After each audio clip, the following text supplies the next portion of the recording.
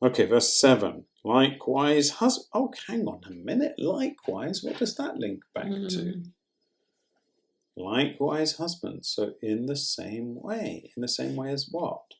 In the same way as wives have to be subject, submit themselves to their own husband.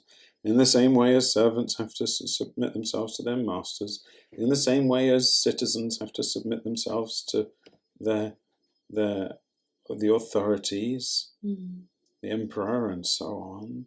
In the same way, husbands. Okay, now, I agree with MacArthur and one or two others who say that this is just a formula in Greek because there's no verb here.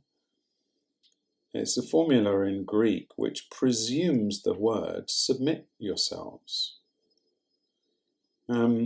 which is present in all the others. Because it's in Greek, it would be likewise, husbands, living with your wives in an understanding way, showing honor to the woman as the weaker vessel, and so on. There's no main verb there, and so the main verb is presumed, and so the main verb would be submit yourselves. And you say, well, how does a husband submit himself? Well, he submits himself to God. The head of the husband is Christ. And the head of the wife is the husband. That's what Paul explains elsewhere. But also you submit yourself to your wife, to your family. How do you submit yourself to them? Well, we're to submit ourselves to one another in the fear of Christ. But also husbands submit themselves to the needs. Husbands, love your wives, says Paul, as Christ loved the church and gave himself up for her. So a godly husband submits himself, his own desires, his own preferences, his own freedoms, his own luxury, his own comfort, his own life. He submits himself to the needs of his wife, even his family. That's what a godly husband would do, right? And so that's what the likewise is referring back to. And you can do it all in the same way, out of fear of the Lord, out of, with all respect, not doing it in a disgruntled way, but doing it heartily as to the Lord, and so on. Okay. Likewise, husbands. And now here comes the description of how to do that. It says here in the ESV, live with your wives, as if that was a command, but in the Greek it's just it's a participle, it's carrying it on, so I'm going to give it that sense. Living with your wives in an understanding way, showing honor to the woman as the weaker vessel, since they are the heirs with you of the grace of life, so that your prayers may not be hindered. All right, just quick, because the battery light is flashing. Living with your wives in an understanding way, literally according to knowledge. Okay, husbands who can understand women. All right, that's what men say, isn't it? Women who can understand them. I guess women say the same thing about men. They go, men who can understand them, like that. All right, well, you've got to quit that, men. You've got to quit saying that about women. Your job is to understand one woman. You don't have to understand women, but your mission is to understand one woman. Living with your wives is not an indication that you should have more than one wife, because it's husbands living with your wives. So you've got to live with your wife in a way that is characterized by knowledge, according to knowledge. Knowing what she needs, knowing who she is. Well, for that you have to actually talk to her and ask her and listen to her and try to understand. And it's a lifetime's mission. And don't be frustrated if you ask them to explain themselves and they say, I don't know why I feel like this, and you're like, how can you possibly not know why you feel the way you feel? Well, that's part of living with them in an understanding way. It's just like, okay, so sometimes they can't explain themselves. This is new. Okay. So get used to it, get over it, get on with it. Men, I'm talking to you. I can't talk to you, can I? Men, all right? This is your mission. Men like a mission. Well, you've got a mission. This is not Mission Impossible. And this is not your mission should you choose to accept it. This is your mission from God. Live with your wife in an understanding way. If your wife is actually explicitly, verbally saying, you just don't seem to understand me, or if your wife is behaving as though she feels like you just don't understand her, maybe you've got some work to do. You should make it your aim, husband, to have your relationship with your wife be one in which your wife goes away saying, my husband understands me better than anyone else on this planet, apart from God.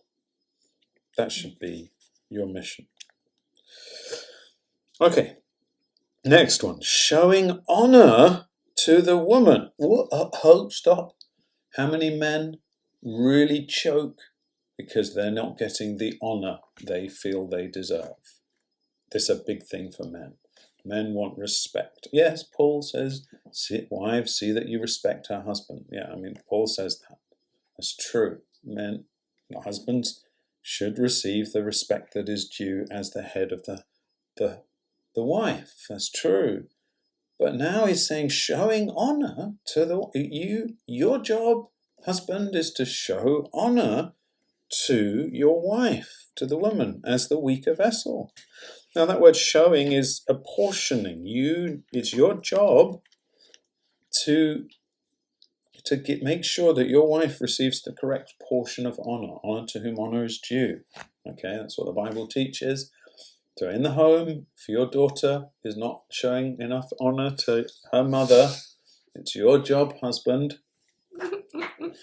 to say, don't speak to your mother like that.